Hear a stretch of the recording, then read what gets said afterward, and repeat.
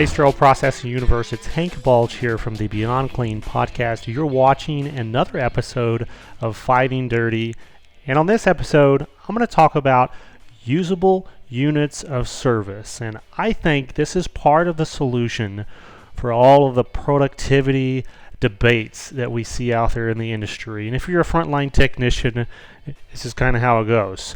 How many trays per hour should you be producing? And we see that question asked a lot in the Facebook groups out there. How many trays an hour? How many trays an hour? Well, people respond, well, it depends on the size of the tray.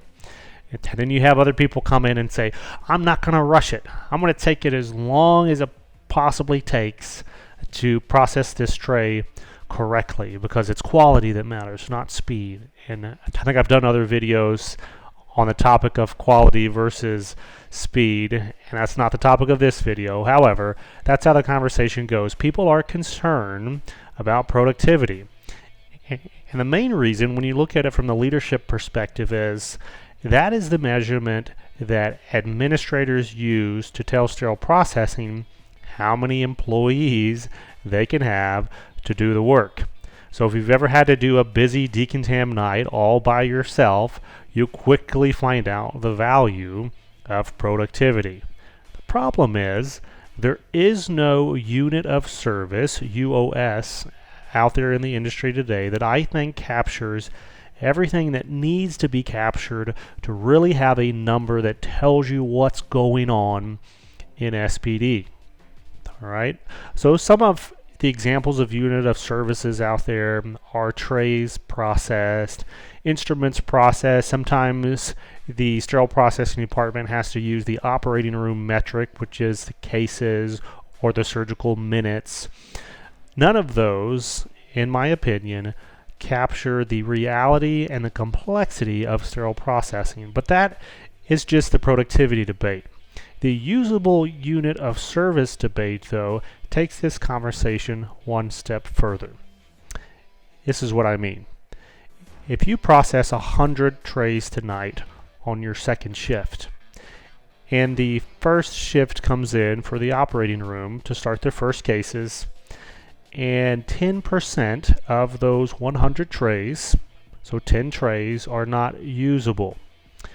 There's missing indicators, there's holes in wrap, there's residual bioburden.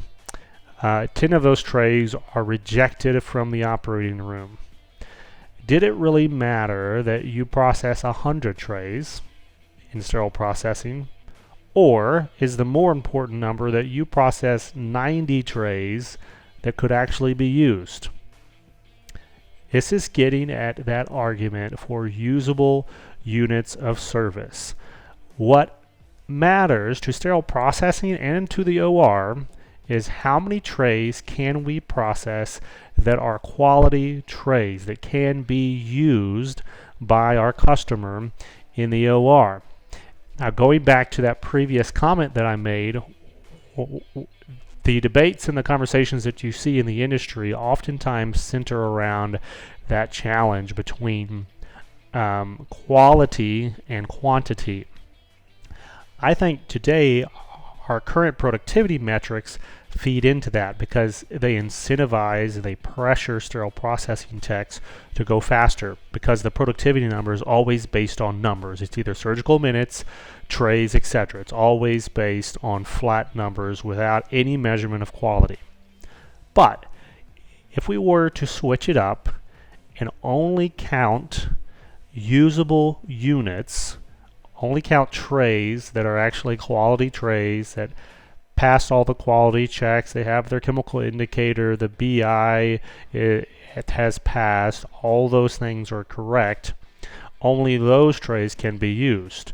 Therefore, when department leaders and hospital administrators are measuring the manpower that it takes, they're looking at how many people do we need to process enough quality trays, usable trays, for the operating room, not how many people do we need to just get through all the trays so there's no trays in the morning when we walk in, but 10%, 20% of those trays are being rejected from the OR, sent back through the food chain into sterile processing. Then we have to reprocess a tray that that wasn't even used. It was open and rejected because of a quality concern.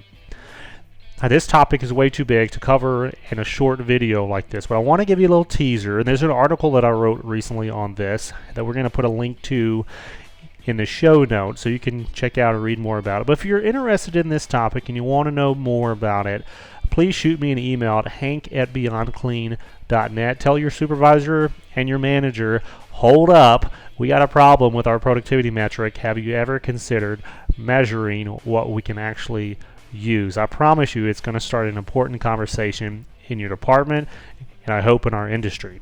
That's all I have for today, folks. Thank you so much for tuning in to another episode of Fighting Dirty.